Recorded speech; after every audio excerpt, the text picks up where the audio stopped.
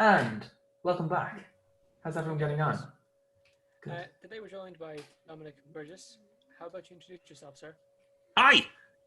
Okay, I'm Dominic Burgess. What do you want to know? I'm from Stoke-on-Trent, Staffordshire, originally, and I'm an actor. Now I'm primarily based in Los Angeles. I have 5 cats. If you want to talk about cats, I could talk all day. Um, and yeah, that's me, actor, and now writing and sort of branching out into directing. That's me in a nutshell. Yeah, we're definitely a fan of your directing and your Oh, acting. thanks. In combination, they are beautiful. If anyone who's watching recognizes this lad, you may have seen Sam Did It. Very well received, very amazing short film. Absolutely loved it. So I suppose we'll start there. Sam Did It. Yeah, it's my baby, or I say it was my baby. By the time we were done with the film festivals, I was ready to push it out after college. Be like, get out of my house. Yeah, Sam Did It was something that was born out of when you're acting, so much of your career is waiting for roles to come along and for auditions to come along, and maybe you get an audition and you audition and maybe you don't get the role, or maybe you get down to the wire and you don't get it, and you're always at the the beck and call of other people. Someone's always in charge of your career, and Sam Did It came around just through wanting to do something for myself, to make something for myself, to write something for myself, to jump behind the camera and flex those muscles instead of just waiting by the phone all the time. And so I was in a writing class at the time, and everyone was writing these big pieces. I wrote this World War II film, and I was in the middle of writing another feature film, and it was all stuff that no one could ever get made. And our teacher at the time was like, hey, you know what? Just everyone go away, write something that's 10 pages long, and then by the end of the year, just go film it. Film it for yourselves and just make it. And we did. So many of us did, and it was great. It was a real push out of the door to get our hands into production and finding locations and figuring out a budget and putting everything logistically together. Um, and that was where Sam Did It was born. Um, and it was a great experience. I had the most wonderful time doing it, and now I'm trying to figure out what's next. I have a couple of feature films that are bubbling away, but I'm really just anxious to make something else in the interim. Yeah, with that industry, there's basically no time for being at a standstill. You got to be involved in something or working on something. Um, there's a big misunderstanding that every actor is rolling around in dosh after doing one movie. You get the paycheck for that thing, and you have to move on to the next thing, or you're Oh my surviving off the gosh, paycheck you just got. yeah, everything is it's always paycheck to paycheck. For better or worse, no matter what job I'm working on, especially at the level of the career that I'm at, I never feel like I have the luxury to sit in the enjoyment of the job and say, oh my gosh, I've got this job for 2 weeks, because I know that at the end of that 2 weeks, that there lies unemployment, and you're on the lookout for Mm. the next audition or the next job, wherever that may be coming from. And yeah, at this point in my career, I've never had the luxury of being on a project. I mean, I'm lucky, knock on wood, right now I'm on a job that's going to last for 4 months. That's But good. even at the end of That's that, really good. I know that in the last month, I'm going to be looking and hunting for something to do in March. Yeah, and when you go through those periods of unemployment, it's not like you're skint. It's like you're looking for something in between projects. Um, do you ever try like fill it up with say extra work or anything like that?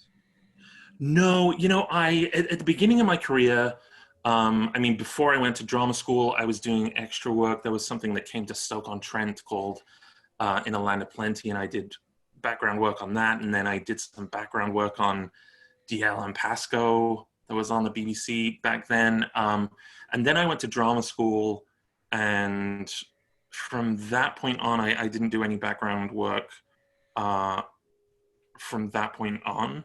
But the first 7 years of my career, while I was in London, I graduated from drama school in 2004, and to get by, I had a job in a lettings agent, and I was working in HMV in their DVD department for 3 years. And then I moved to Los Angeles, and I was working in a movie theater for another 4 years, and I had extra side jobs at Blockbuster Video that lasted for 3 weeks, and something else at Universal Studios that lasted for 3 weeks. But it wasn't until the end of 2012. I'd been acting for, oh no, I'm going to have to do maths. I've been acting for 7 years, and I needed a day job to sustain me for those first 7 years. And then I was reaching a point where auditions were becoming more frequent, and I was booking a little bit more, and to keep asking for time off from my day jobs was starting to annoy my managers and my supervisors. And the day job I had at the time was at the cinema, and I booked a job on a Disney sitcom called Ant Farm that was supposed to be for 3 weeks. And I said, hey, I got this job for 3 weeks. I'll still come in and work on the weekends. And they gave me the ultimatum of, well, you have to think about your professional discipline and your business conduct. So you can't do both. You have to decide if you want to go and do that or if you want a job. And so that was it. That was the ultimatum that pushed me out of the door. And that job ended up lasting for half a year. So yeah, I mean, I would have done the job anyway, even if it was for 3 weeks, because, I feel like that's a decision as an actor that you make, is knowing that when you get a day job, you have to be able to drop it at any moment to go and do what you love or what you want to do, I guess. And it's scary. I have friends that have, I don't want to say fallen into the trap, because, work is work and everyone has to pay their bills. But I have friends that graduated from drama school and they started working at a company and they started rising and they became supervisors and managers. And then before they know it, that's their world, and acting falls by the wayside. And I know that's something I never wanted to happen for me. Yeah. I think there's a misunderstanding of people thinking acting is an easy job. Number one, job security isn't the best, and sometimes even your paycheck isn't the best. People who are putting you into the jobs can be taking a big slice, and that can affect your income pretty heavily. Even with extra companies, like in the case for Ireland, one extra group here takes half of what they offer you, and it's a shame because they have a monopoly over extras in Ireland. It's such a small island. Yeah, it is. It's so tough. And, the thing with acting is that there's no right or wrong way to go about doing any of it. You might get training, you might not get training, you might be making work for yourself in short films and building up a resume that way. You might be waiting for TV credits to roll in. You might want to focus on film or theater. And it's true, especially when you're starting out, and especially when you're starting to do short films, and there's many voices that will chip into this. And this is my opinion. When I was first starting out, yeah, I'd do things for free. If it was a role that I'd never had a chance to do before, then yeah, I'd do a short film, or yeah, I'd do a feature film that didn't pay, or maybe paid like £20 for the day that paid for my tube ticket, or I've done that stuff. And then the more that you work and the older you get, and the bigger your resume gets, then, you know, you start to make decisions about like, hey, I've already done this kind of role. Maybe you can pay me a little bit more or something. Or maybe I can turn it down. There was someone, I can't remember who it was, that gave me an excellent frame of reference for how they chose jobs. Was that when you choose a job, there's sort of three criteria that they broke it down into. And one was money, and one was exposure, and one was enjoyment. Yeah. And if a job wasn't going to fill two of those criteria, that you shouldn't do the job. So if it's going to pay you a lot of money and it's going to be fun, go and do it. It might not be artistically fun to do, but go do it. And if something is going to be a lot of exposure and it's going to be a lot of fun, but it's not going to pay you, then, you know, still go do it. There've been jobs that I've taken, you know, for money, absolutely, then I'm like, I don't really like the role, but I also want to pay my rent next month. Yeah. And they're the decisions that you make. And I think it's easy for people on the outside to say, oh man, why did they do that awful film? Because they have bills to pay. And no one goes into something thinking that they're going to make an awful film. There's a lot of criteria that go into. I'm rambling so much. I'm so sorry, guys. No, Yeah. It's important stuff. It's your Especially, experience. We want to hear about it. Especially with like advice with like people who want to become actors. They need to realize the reality that it's not all just fame and fortune, and that there's it's a tough world, you know. It's so tough. You know, I had days when I was working in HMV in Wandsworth where I was having panic attacks, especially in London. I found London so hard that That city's crazy. I would be lucky if I had an audition maybe once every 4 or 5 months when I was working in London. And then this sort of pressure builds up that, oh man, I've got to book this audition, because if I don't book this audition, then I'm not going to have another audition for another 5-6 months, and I'm going to be a failure, and then I'm going to be, oh man. And yeah, oh man, there were days when I had panic attacks, and there were days where, gosh, I can't even describe just the wanting to. I had such a hard time in England that I would go to agents and write to agents, and I was really proactive to the point where I wasn't getting responses to letters, and I would start knocking on doors in London. And one day an agent who had seen my showcase at drama school said, okay, come on up. And we chatted for 15 minutes, and it was a nice chat. And he said, look, I think you're really talented. I just don't know what I would cast you as. And, you know, just that kind of mentality was so hard to deal with. And it was so different when I came to Los Angeles, that you would meet agents and managers and casting directors, and they would say, oh my God, you could play a cop, you're the schlubby next door neighbor guy, you're the comic relief, you're this, you're that, you can be an intern, a nurse. I definitely see you as comic relief straight away. So there was just a mentality shift when I came to Los Angeles, that people were willing to give you more of an opportunity, and willing to let you audition, willing to let you put yourself on tape, that I never really got in London. And still to this day, I find it so hard in England. You know, I've been working in Los Angeles now for 13 years, and I'm, knock on wood, steadily working now. And the job that I'm on right now is a most wonderful job that's going to last for 4 months. And the morning that I booked it out here, I got dropped by my UK agent. And it's so odd, and I can't explain so much of the business. And this is just my perspective. There might be people that go to London and all the doors open and they have the most wonderful time. But London was not my city. Yeah, I get that. you know, I suppose London's too full, and you know the movie industry there or TV industry, blah blah blah. It's not big enough to sustain the amount of people there.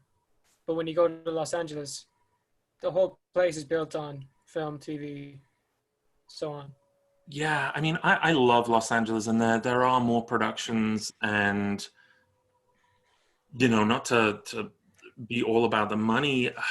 I felt like when I was in drama school, there was sort of a mentality that you're going to be an actor, and you know, you should be happy working in a black box theater, working on the Isles of Shetland for £5 a night, and you should be happy doing that for the rest of your life because it's the art that sustains you. And it's really not. You have to find a way to make a living at doing it. Absolutely. And sustaining yourself. And that's what I found in Los Angeles was a way of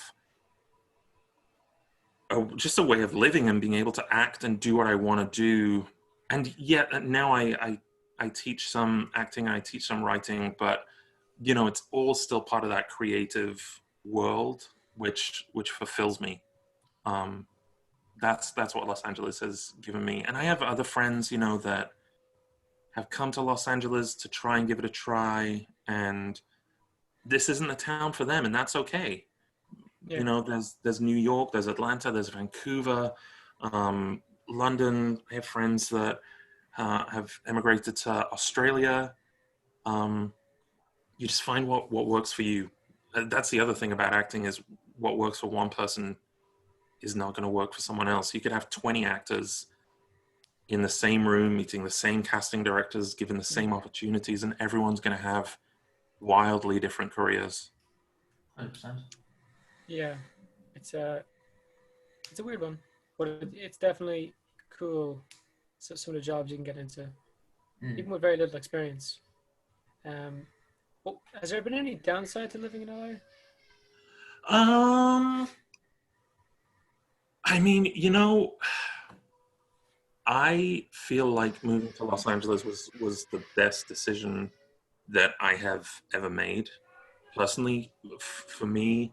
I know people say that it's a tough town to get to know people in, but I got here November of 2007, just as the writer's strike back then was starting, and I got a day job at the movie theater right away, so I met a whole circle of friends pretty immediately.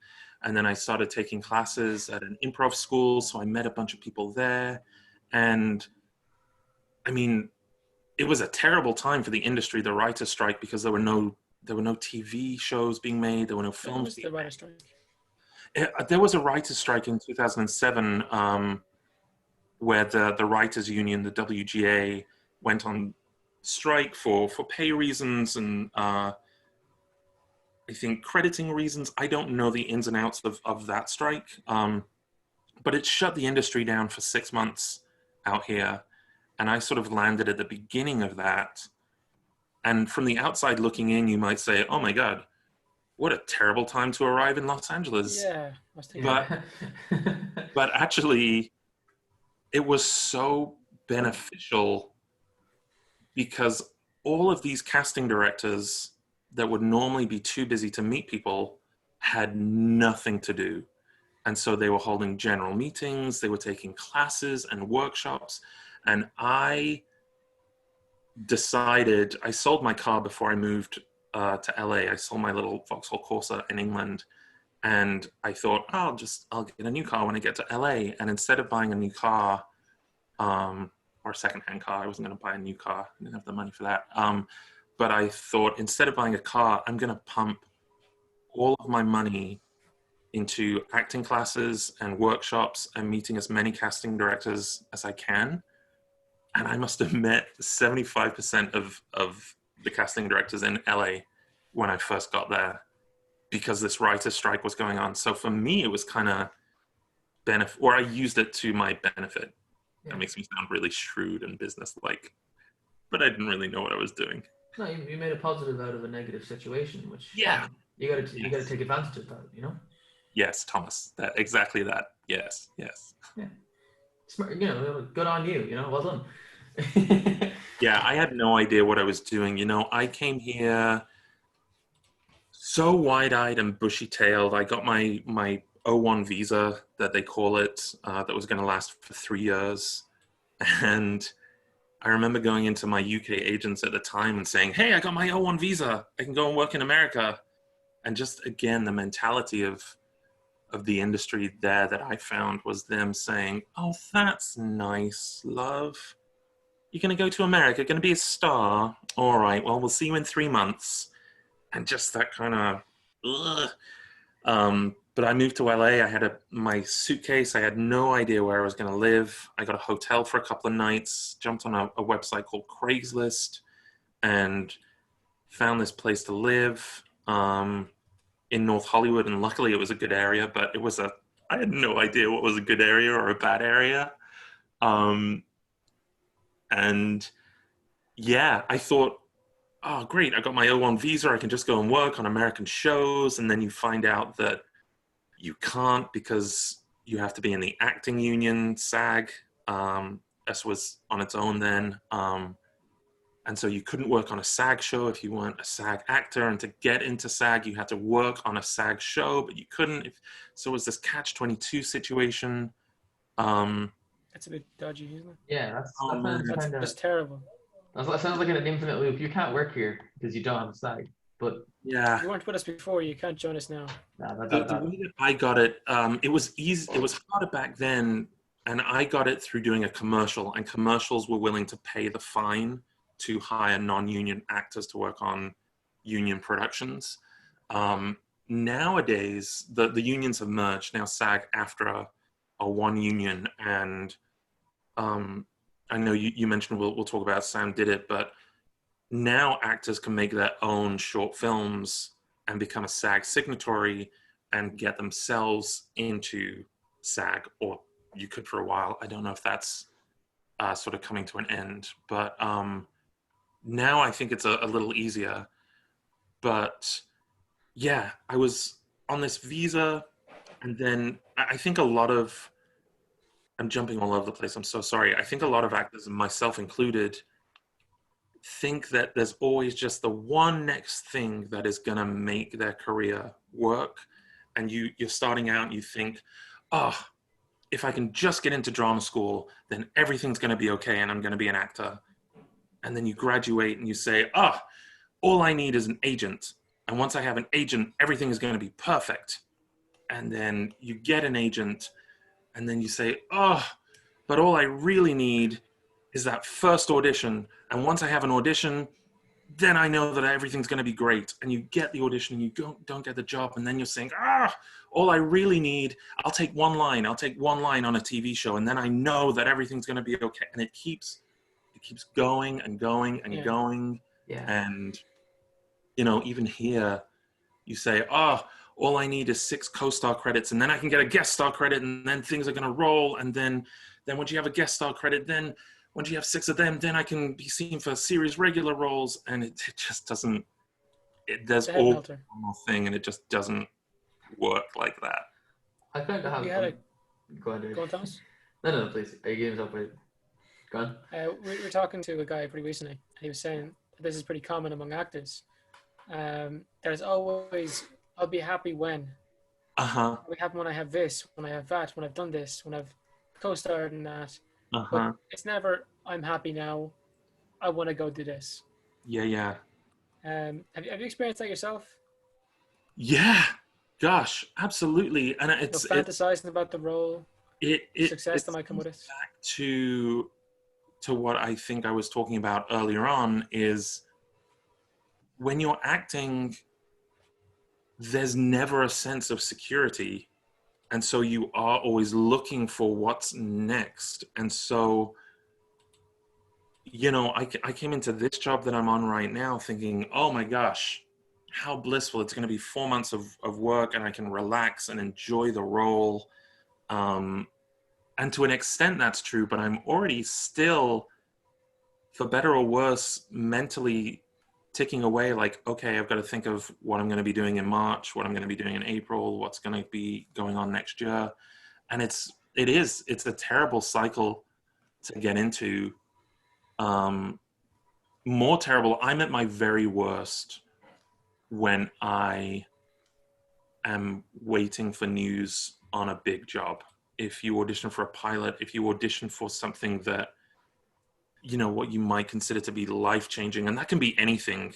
You know, I mentioned that I was working at this movie theater for the first 5 years that I was living out here. And what I mean by life-changing is, you know, I would be making, if I was lucky, $200 a week working at the movie theater. And then a job comes along that's like, hey, you want to be in Baby Geniuses 3, 4, and 5? And you think, I don't know if I do. And they say, yep, it's non-union, so we're going to pay you $1,000 a week. And you think, oh my God, that's going to change my life. And it doesn't. I mean, you go and you have the most amazing time, and you get to go to Alaska, and you get to meet new people.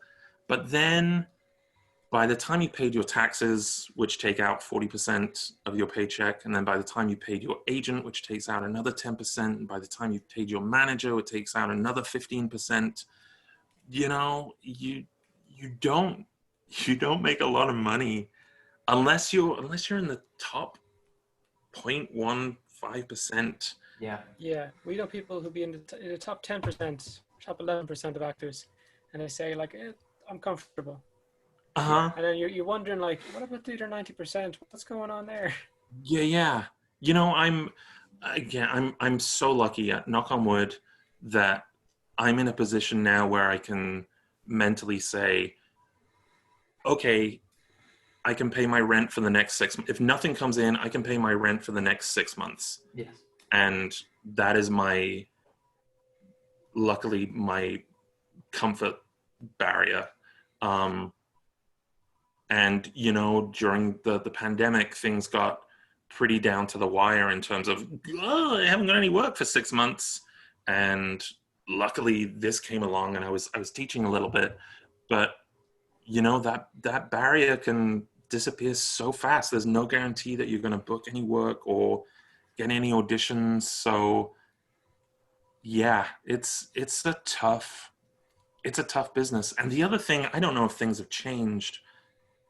No one tells you about the business side of stuff. You go through drama school, and it's about the work and the art and the auditions and feeling it in yourself and the emotions. Artsy, but not business side. You know, it's all important, and I loved my drama school, and I loved my training, but you graduate, and then it's like, wait, what? How do I pay taxes? What do I do? How do I set myself up as a business? And no one tells you any of that stuff. And same again, I wish. And I thought about it for a while, and then I didn't. And the industry changes and everything changes. When I moved to LA, there's no handbook to say what you have to do when you get to LA Yeah. I mean, there are books that are like, meet casting directors and do this, but no one tells you about the fundamental, like, hey, these are the taxes that you got to pay. This is what you want to do if you want to become a limited company or an S Corp. And again, I forgot to tell you the O1 visa that I got. When I moved here, I thought that I just needed to get SAG, and then the O1 visa that I was on stopped being accepted by studios. So then I couldn't work for CBS, and Disney and Fox started not accepting them anymore. So there were so many things that I couldn't work on. And of course, I got a part on Tintin.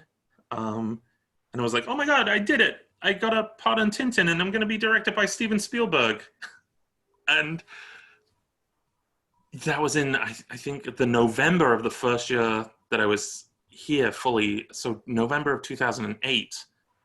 I think I booked this role on Tinder. I auditioned in July, got told I got the part in November, and then came back to England for the Christmas holiday.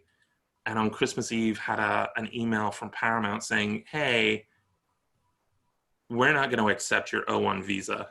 And then losing this part. Do you know what character it was? Huh? Do you know what character it was in Tintin? Oh man, it was small. It was like it was two lines, and it was like a dockyard barman. But I went in November down to the studios. I think they were just south of Los Angeles Airport, and they showed me the sound stages that they were filming on. And Weta was there, and they did a digital scan of my face, and they fitted me for, you know, the I guess like the wetsuit kind of thing that you wear with the data point information with the white dots, and they fitted a helmet to my head where the camera was going to be, and they were showing me props that were these wire mesh things. And just to be in a production of that scale at that point in my career, and to be able to put Steven Spielberg on your resume was just like mind-blowing. And again, fortunately, I'd met the casting director for this during the writer strike, because normally they wouldn't have met people. And so, you know, I met the casting director, and it felt so serendipitous that everything was falling into place. And then the O1 visa started getting rejected by all these places. And it was a nightmare. It was a real nightmare. And I don't know how the situation has changed now.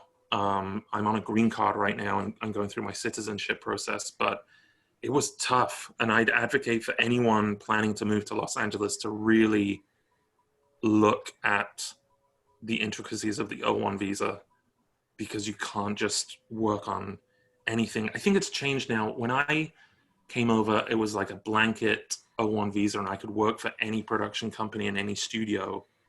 And now I think it's changed where the O1 visa has to be tied to a manager or an agency, and they are the only ones that can do auditions.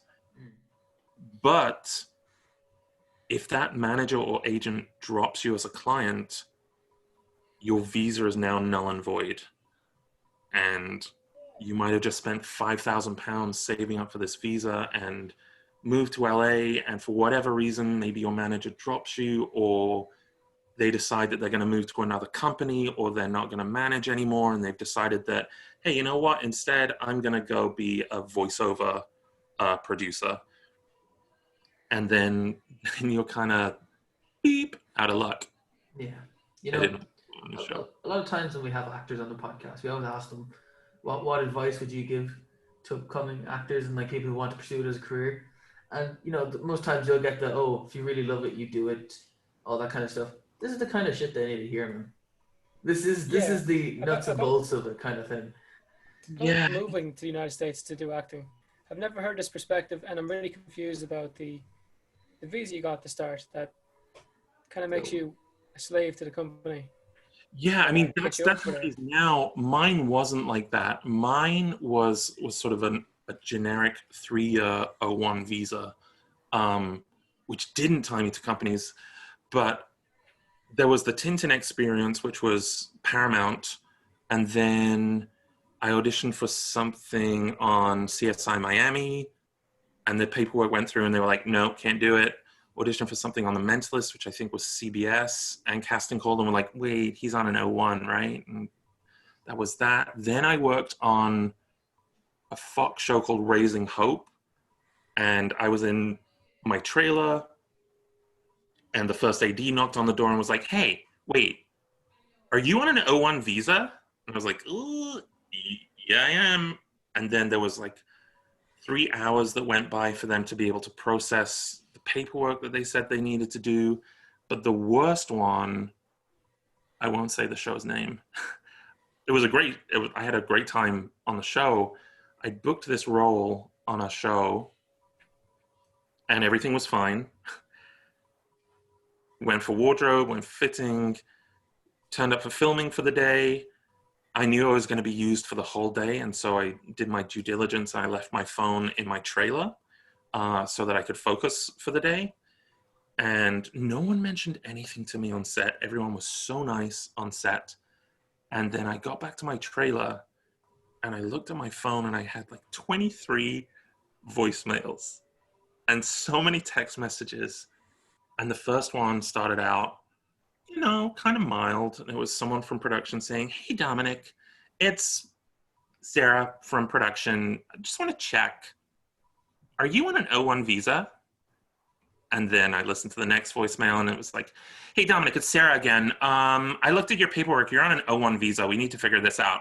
And then the next voicemail, and each voicemail got progressively worse and worse and worse. You could hear panic filling in all these people. I got phone calls from the casting director that was like, "Dominic, you're on an O1 visa? No one told us you were on an O1 visa." And then my manager is calling, leaving messages saying, "Hey," she's South African, so if I slip into a South African accent, that's why. "Hey, they had all the information. I don't know what's going on. They knew you were on an O1 visa. All the paperwork was squared away. You signed everything." And then, oh man, the last voicemail that I have, it's not on my current phone. It's on my old phone, but I saved it. It's this person from production literally saying, "Dominic, you have just cost this production $100,000. We're going to have to leave the standing sets up. We're going to have to invite the director back next week. We're going to have to reshoot your scenes with another actor. We're going to have to hire someone else. We're going to have to cut into next week's budget." And like, oh my God, I thought my career was over. I thought that the whole world had come crashing down. And that's what it was like on an O1 visa for me. And I've heard similar horror stories from friends, and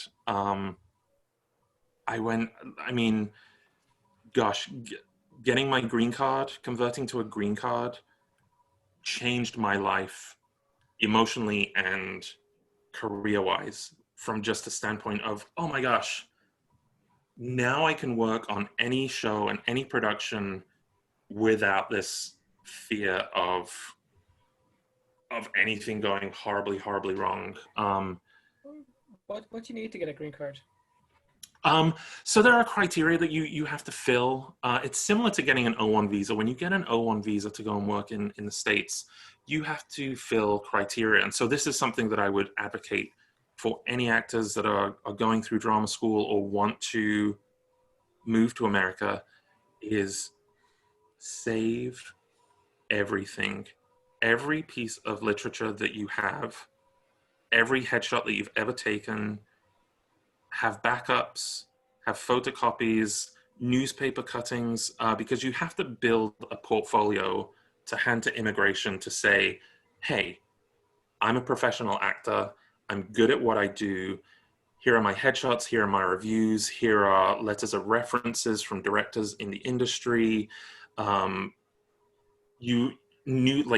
I cut out newspaper clippings from the Radio Times that showed when my episode of Doctor Who aired, all this kind of stuff. I mean, luckily I'd worked on Doctor Who, and so then there was like the Doctor Who encyclopedia and the Doctor Who lookbook, and so there were pages of these things that I could cut out and be like, "Look at this professional thing that I've done."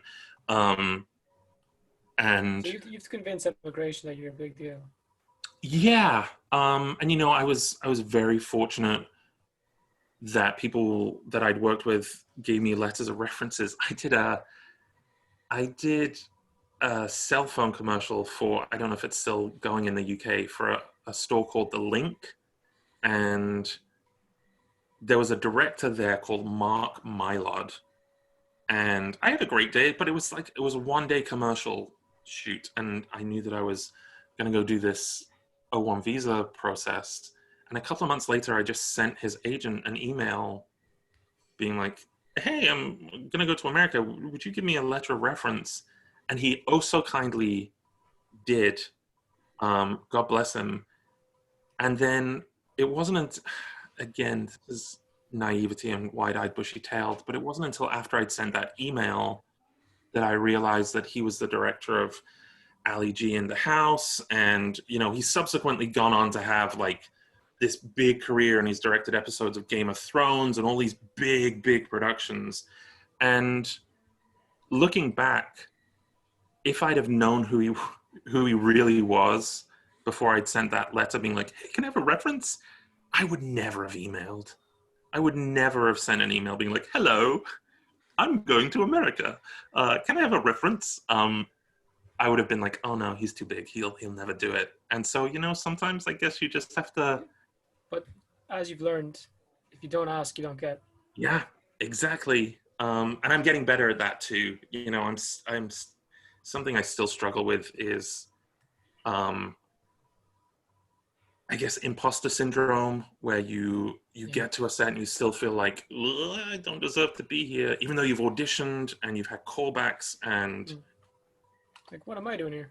Yeah, I still get it. I still get it all the time. And it's terrible, but it's part and parcel of who I am, and I know that I'm aware that I do that to myself. I think a lot of people do. Yeah. Man, this has been good so far. That's great. I'm loving this, because it's always when we ask, okay, if someone wants to become an actor, what do they do? It's do it. Mm-hmm. Okay, that's a great answer. Or also some people, but when you get like your own experience and what it took you to get to where you are, it's actually very useful information to people. But so we talked a little bit about you being an actor, but as a director, which is something you said you want to get into more. How's that gone? Good. I was telling you guys, I think before we started the podcast, that as an actor, so much of your time is spent waiting for auditions or waiting for other people to give you the opportunity to audition, and then you go, you get ready, and then you audition against, anywhere between 8 and 50 other people for a guest star, and if it's a series regular, anywhere between 100 and 500 people for a role, and you're always under someone else's power. Someone is always giving you the job, and so I wanted to create work for myself. So I started writing, and then just jumping into directing. I love film and television and visual media like that, and I've always wanted to do it. And luckily I was at a point in my career where I could say, hey, I can put some of my own money into getting cameras and crew and a DP and a gaffer and a grip and go and make this thing. So yeah, that's what I started exploring with Sam Did It, and I loved it. I loved it so much. And then I jumped onto Ryan Murphy, who did Glee and American Horror Story and Feud out here, has a director mentorship program called the Half Initiative. And so I applied to that with Sam Did It, and then I was able to go and shadow on a couple of episodes of 911.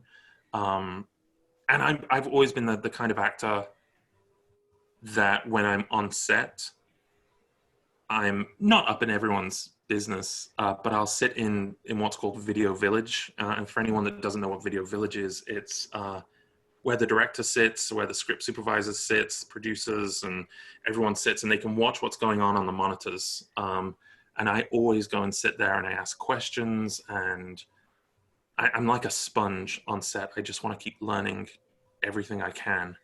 I forgot where I'm going. I went off on a mad tangent. So you like learning while you're on set as an actor? Yeah. This helps you as a director. Yeah, and also, and I don't mean this in a sleazy way at all.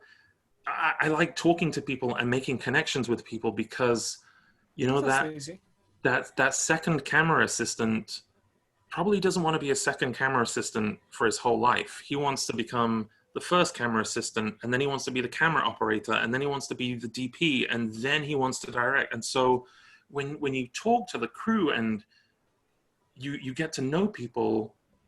Then when it comes time for you to make your own projects, you can say, oh my gosh, that guy Kyle, who was the second camera assistant on that show I did 2 years ago, I bet he would love the chance to DP on this short film that I'm making. Or, you know, the sound mixer, maybe now he wants to do the whole sound scope of a short film.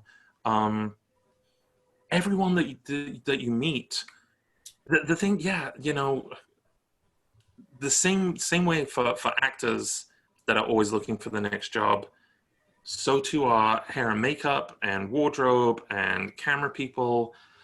Everyone is always looking for what's next. And so if you write a film and you go to them and you're offering them something and saying, hey, I wrote this thing, would you be interested in doing camera or hair and makeup? You know, again, I was lucky that I was in a position that I knew going into making Sam Did It that I wanted to pay everybody on set, even if it was, you know, the SAG minimum of $125 a day, that everyone that was on my set was going to get paid.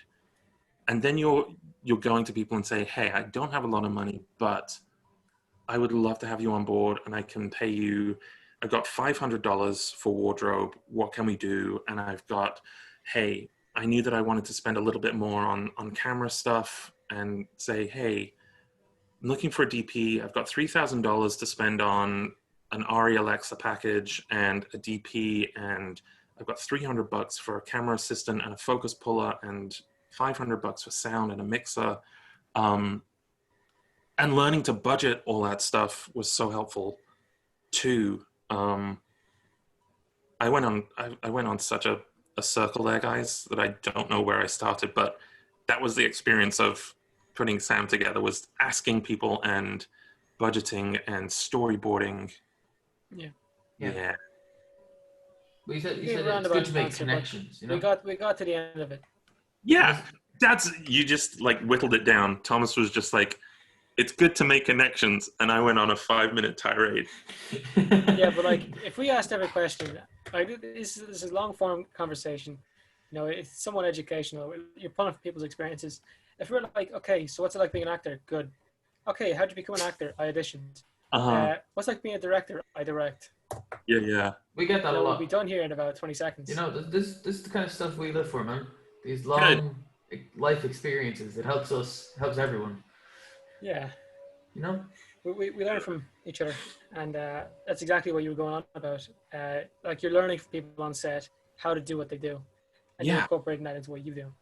And it's not in a surreptitious way that you communicate with people and think, ha ha ha, ha, in 3 years' time I'm going to use you. It's not. It's just about building genuine connections. Yeah. That, you know, and then celebrating people's success, going through the Half Initiative, and then meeting my friend Hernando, and then, you know, 2 years later, now he's a writer on Nurse Ratched on Netflix. And so you send a text and be like, oh my God, this is so great. This is wonderful. And celebrating those things and seeing where everyone is going and what they're working on. And the flip side of it too, you make a connection for them. Yeah. So that if the first AD is like, oh, you're looking for cast? I know this guy. I don't know if that's ever happened, but you know, it works both ways though. You're right in that, saying that, like, you know, if you're there for someone, they're going to be there for you, kind of thing. Like, yeah. We've had similar experiences with this. Like, we had a guest, and he booked the show, but he was also with a guy we asked to get on the show, but he was a bit like, meh. So we said, okay, how about we get both of you on when the show is out, and go from there. Or we talk to someone and say, we liked that they were. We looked into people who were on the same show as they were, and we find more. That happened with one of our recent episodes. So it's kind of in any form of entertainment, like nearly any form, it is who you know. Yeah. Like, that can be unfortunate at times, but fortunate in others. You do have to make connections. You do have to be very social if you are you're a shy guy in the corner, just showing up to work, just doing the job, just going home, you're not going to get as far as someone who's chatting up to assistants of all kinds and trying to learn on set. I don't mean, I'm very aware of my surroundings in terms of like, I'm not going to go and talk up to people who are in the middle of a conversation and be like, hey, what's up, guys? Whoa, what are we lighting today? And I'm woefully bad at any kind of networking events that are about introducing yourself in like parties and what. I cannot do that. But on set, you just act like a human being. Just be a decent human being and talk to people and interact with people. And I've had,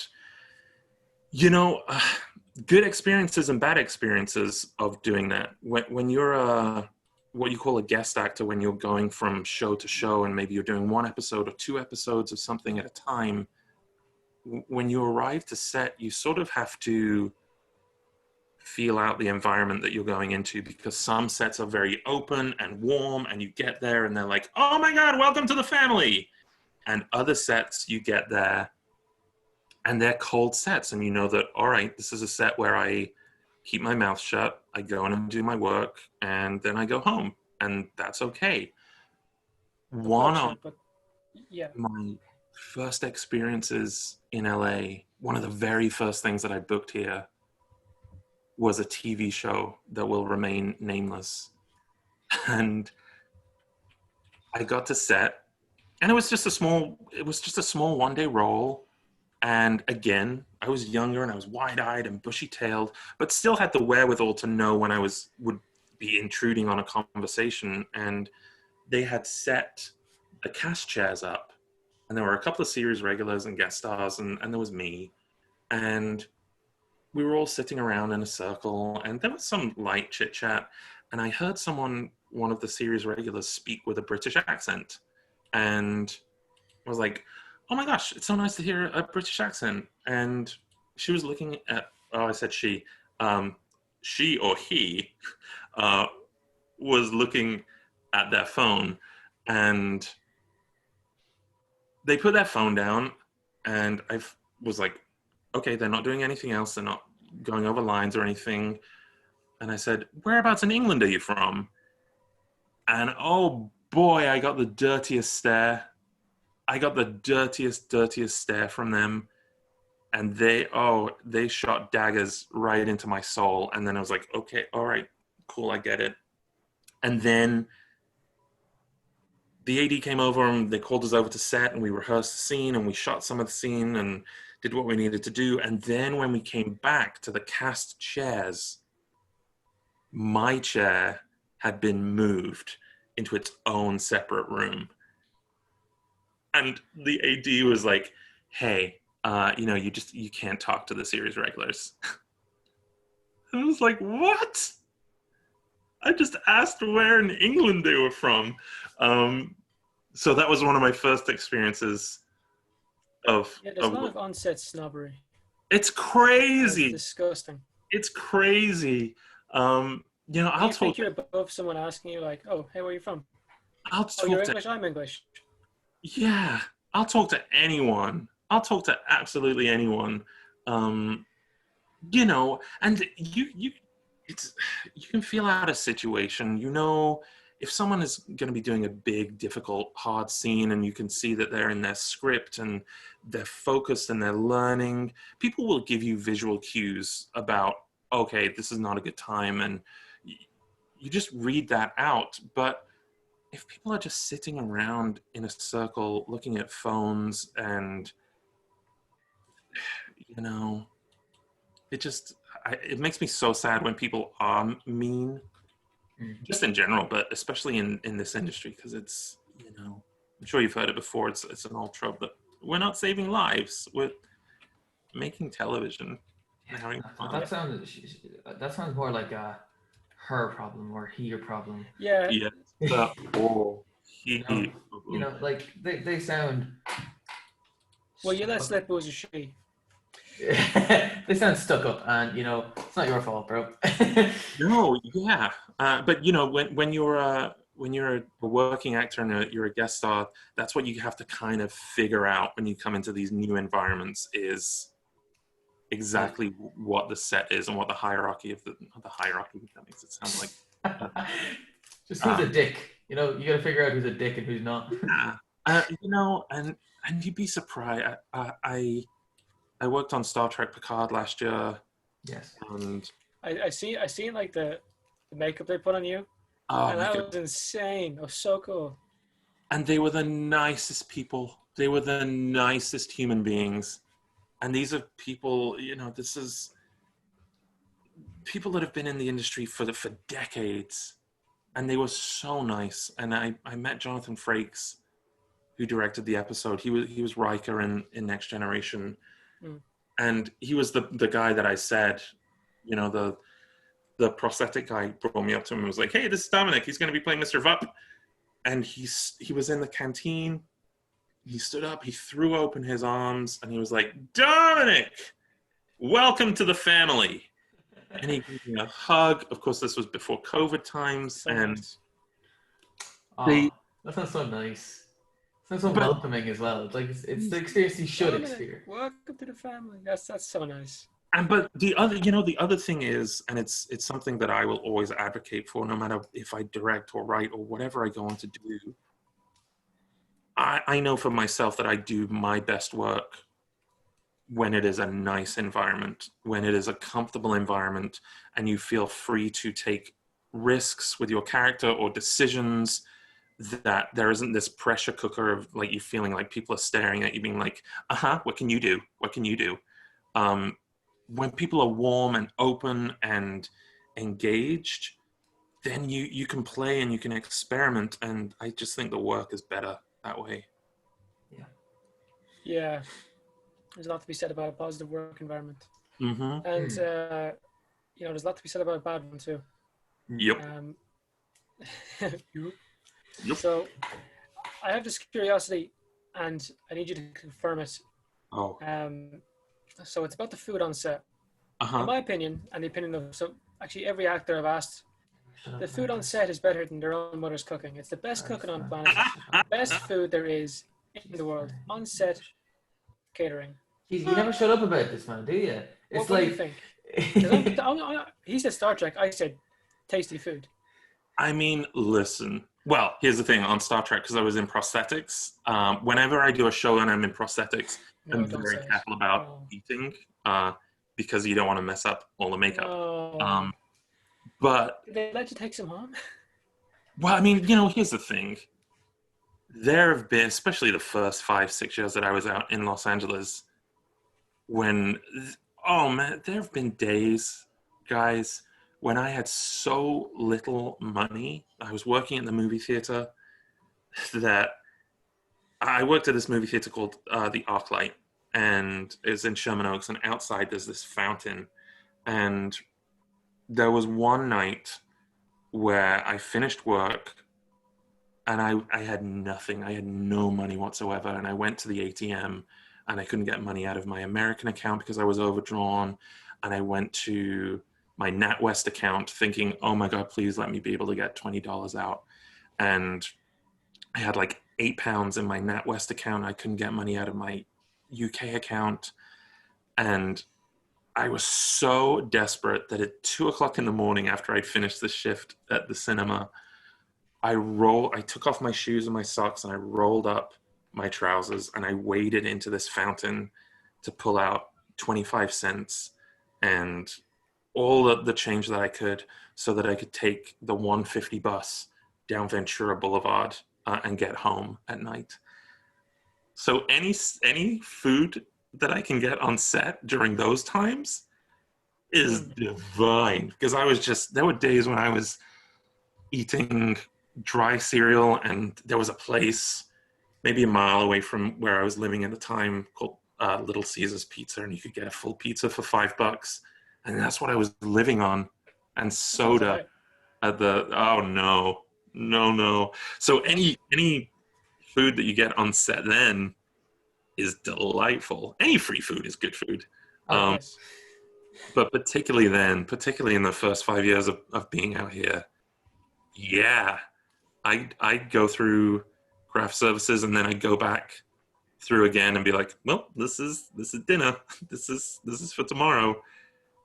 And you do what you've got to do to survive and make it work. Yeah. Yeah. Yeah. But yeah, I like Yeah. craft service. Sure. Yeah. I had an amazing experience on set up last year, and the food was the last day. Uh-huh. And I'd never had lamb before. And I go up, I get a lamb stew, and I was like, okay, how's this going to be? And by the end of it, I was begging for more. Uh-huh. And then it was someone on set, like a big actor there. It was his birthday, so they got cake, unrealistic amounts of cake. So we got lots of cake. So cake, but they also gave me like a couscous salad, and I was just sitting there like, this meal is more than I'm getting paid for the whole day. Mm-hmm. No, just the way we were treated on set, amazing. The food we got, I didn't shut up about it to anyone. Anyone who listened, I was talking about the food. Yeah, sometimes it's great, and sometimes you work on production, and people are so, I talked about that bad experience on that early show. They really are few and far between. Frequently you get to set and everyone is so warm and so welcoming, and then someone will knock on the door and say, hey, the producers bought a coffee truck for the day. And then, there's a coffee truck outside or like a taco truck outside, and all this wonderful, people are so warm and so welcoming and so friendly. And yeah, the last day I worked on a film last year called Breaking News in Yuba County.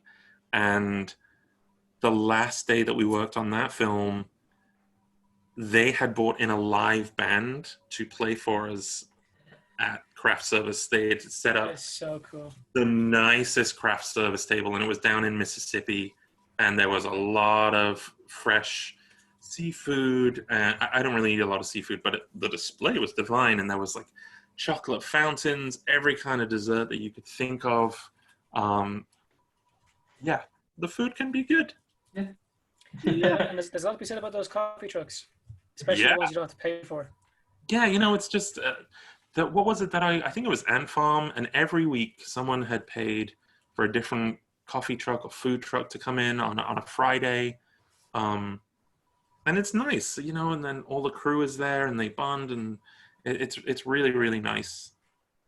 I love this career so much. I know that it's hard and it's tough, and I've spoken about nightmare situations, but I wouldn't want to be involved in any other career or industry at all. And if you weren't an actor, well, what else do you think you'd be doing? I mean, if it wasn't anything to do in the creative industry at all, because now by proxy I'm spreading out into writing and directing, so all of that for me encompasses storytelling. If it was anything other to do with the entertainment industry at all, I would have loved to have gone to school for veterinary science. I love animals and cats, I think you told me. Yeah. What are the names? What's the names? The names of my cats, my 5 cats. We've got Frodo and Pippin. Oh wow! Yes. Yeah. We've got Ripley of Aliens fame, and then we got Blink, who is blind, so he always looks like he's blinking.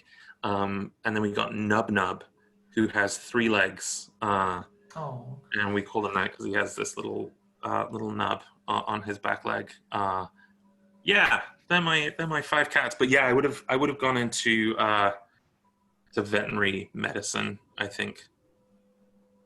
That's cool. Yeah. But I have no regrets. I went to a high school that was very good.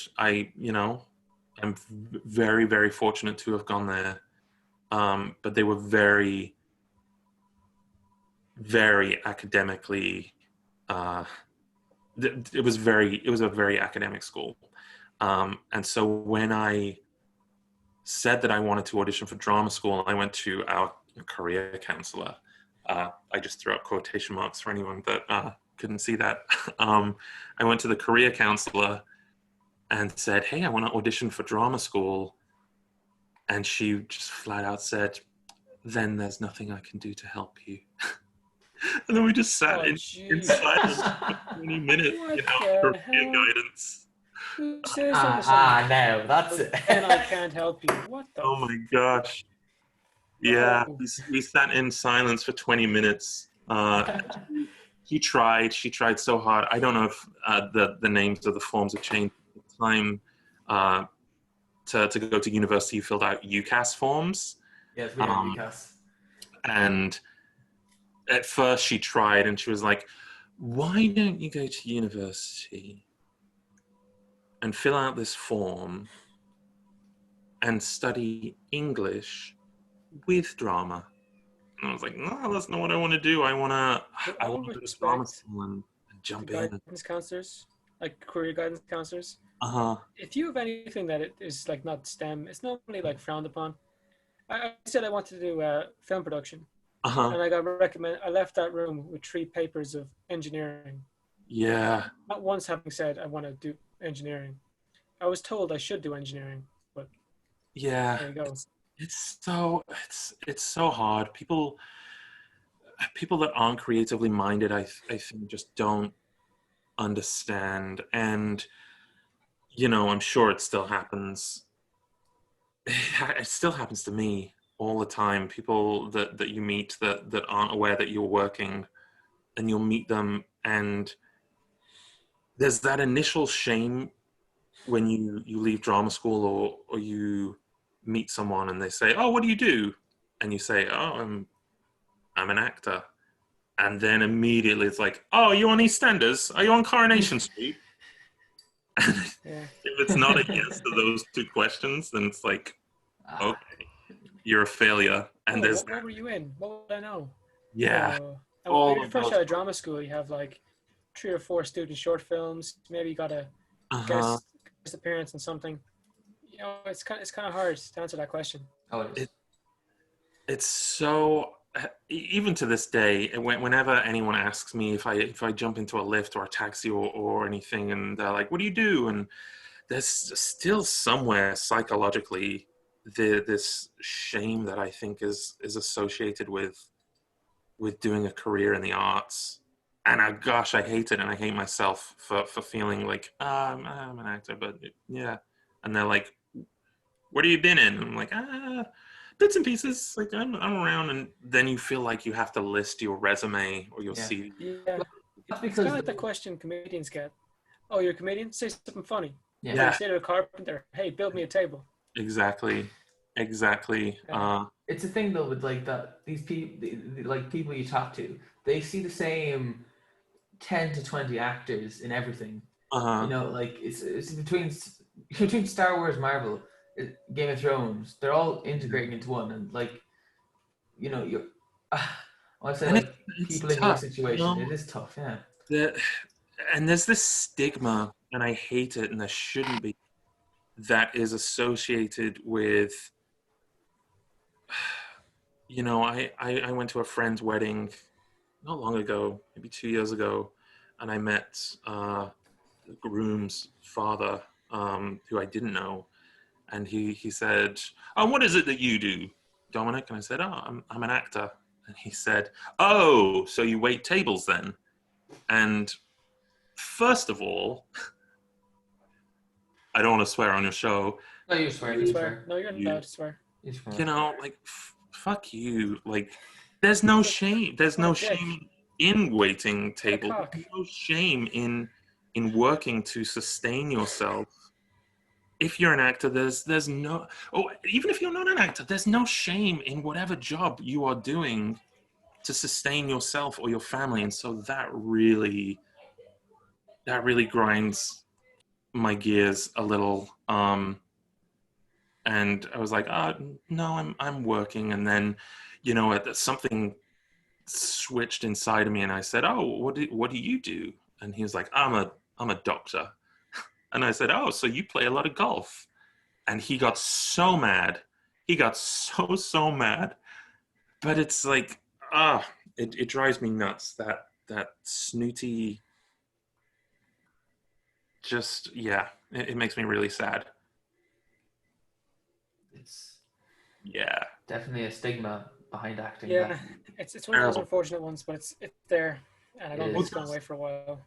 Those tabloid articles, if someone is on a show, say they're on like Casualty or EastEnders or Coronation Street, whatever they're on, and then they leave the show, and then there's this awful tabloid article that'll come out 12 months later and say, oh, look at such and such working in a supermarket. What a fall from grace. And it's like, no, it's not. It's not. They're just working to provide for their families. Blah. Sorry, I got really... That's all right. I hate tabloids, and I think they exploit people's lives to their advantage. And it's you're right. You're right in saying that they'll come up with an article 12 months like, where is she now? Like, Yeah. they'll play that to their advantage. It's shocking. It's shocking.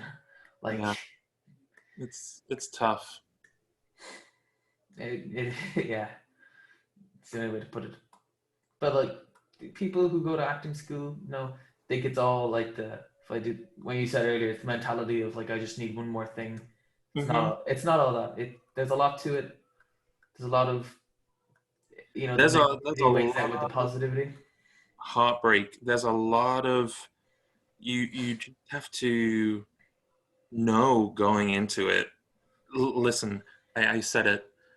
I wouldn't want to do anything else. I love acting. I love being in this career, but you've got to know going into it that there is so much rejection, that there is so much heartbreak, that so much of it isn't to do with who is the best actor and who is right for the part. Some of it might come down to looks. I have lost roles because I'm too tall. I've lost roles because I'm too short. I've lost roles because I'm not big enough. And I'm 6'5" and I'm 300 pounds, and I still lose jobs because I'm too small, or whatever it is, or that my hairline is receding, or that you don't match anyone else on screen if they're trying to build a family and they say, well, it looks weird because that guy has blonde hair and everyone else in the family is a brunette, so it looks weird. Or I'm 6'5", and so I'm always a good foot above everyone else on camera. And so then it looks weird if they're trying to build, a circle of friends, whatever it is. And so much of it is out of your control. And we're actors and we're emotional beings. And it gets really hard to separate what feels really personal when someone says that you haven't got a role. And so frequently it's not about you. There's so many moving pieces. I can only think of one circumstance that's felt really personal. That do I talk about it? Let's talk. You can if you want. If you feel comfortable, of course, go for it. I haven't spoken about this publicly. You can be the first. But there was a show, man. I'm not going to give you the year so that no one can figure it out. I booked I'll give you the long version. Sure, let's give you the long version. An audition came in for a series regular on a pilot. And I say, great, cool, awesome. The audition's for Wednesday. I'll prepare. Wednesday morning comes around and I have a phone call from my agent and they say, hey, they don't want to see you for the pilot anymore. They're going in a different direction. Cool, great, whatever, don't worry about it. Next Monday rolls around, I have a phone call from my agent and they say, hey, so they do want to see you for that pilot. So you're going back in this Wednesday, prepare all the material. Cool, great, I already learned the lines. Wednesday morning comes around.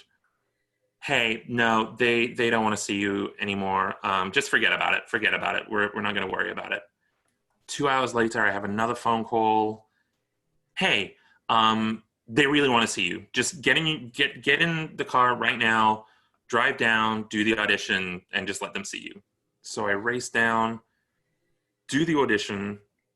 Half an hour goes by. I have a phone call from my agent. Oh my God, they loved you so much. They're going to network test you. Stand by.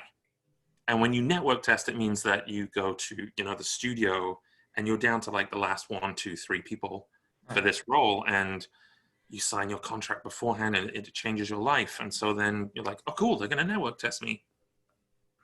I waited for a week. I waited for 2 weeks.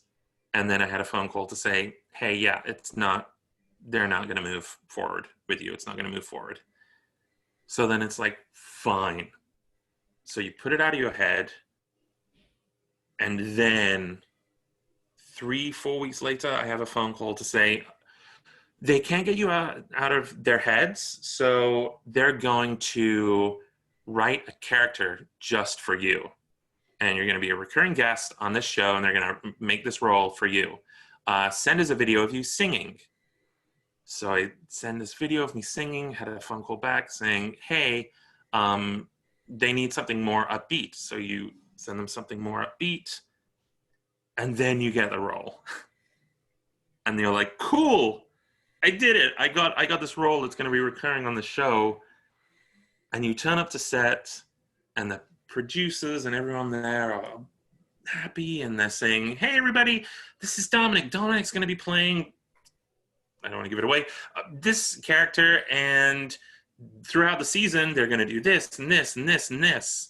And so everything feels great, and you shoot the pilot, and everything is wonderful. And then a couple of months go by, and the show gets picked up, which means that it goes to series, which means there's going to be, between 13 and 26 episodes. And there's a party at one of the series regulars' house, and you get invited, and everyone's like, we're so happy. We're one big happy family. And you feel good, and you go home, and then a month goes by, and then you start seeing on Instagram and Twitter all of the people on this show being like, here we are, we're at the table read for episode 2. And then you start going, wait, what? What do you mean you're the table read for episode 2? Why aren't I at the table read for episode 2? And then you see more posts like, we're in wardrobe fittings. Here we are. We're preparing for episode 3. And so then I'm like, oh no, why aren't I in episode 3? And so I got on the phone with my manager, and she made some phone calls, and nobody would give her a straight answer. And everyone was dancing around it and saying, oh, yeah, we can't afford so many guest star actors on the show this year. And then there's something called breakdowns out here, which is where they release the acting roles. And then my manager is like, well, that's bullshit, because they're releasing roles every week for new guest star actors. So it's not about money. They've got the money. And then they would come back and they would say, oh, yeah, it's not about Dominic's too big for the show. Like, he's too big of a name for the show. We wouldn't want to give him such a small role. And I'm like, well, I'm not doing anything else. Like, I want to do the show. Anyway, then you find out through Instagram that they have replaced me with, and another guy, they replaced another guy too. But they replaced me with sort of a doppelganger, another big, heavy-set white guy. And so then I've still never got an answer. And there were days where I hovered my fingers and I typed a letter to the showrunner to be like, hey, what happened? And then I'd be like, oh, I can't do that. And I deleted it. And then a couple of days would go by and I'd be like, no, I'm going to write this letter to them. And then I delete it. And still to this day, have never gotten an answer about what happened. But that's the only instance that I can think of that has been felt so personal, where at some point during the process, someone in that room said, we don't want that guy. That's not the guy that we want. Yeah. And that's acting. That's if you want to go into acting, that's acting. Yeah, be ready for it. But we gotta finish up. And if you want to keep up with Dominic, where can you find him? Oh gosh, I think I'm just at Dominic Burgess on Twitter, and I think I'm Dominic Burgess 1 on Instagram because someone else got there first. Oh, unreal. Imagine someone else being born with the same name. Dickhead. We hate you, Dominic Burgess. Dominic Burgess. Dominic Burgess? So, I know. if you want to go check Dominic him out, Burgess isn't even my real name. My legal name is Dominic Cooper, but there's already an actor called Dominic Cooper. My name. Yeah. And I think actually Michael Keaton is Michael Douglas. Really? Oh. Yeah. Okay. There's a lot of same names out there. We're dropping all the Hollywood facts. So if you want to keep up with us, make sure to hit that follow button, like the video, and why don't you tell your grandma about the podcast? And sure, take her handy.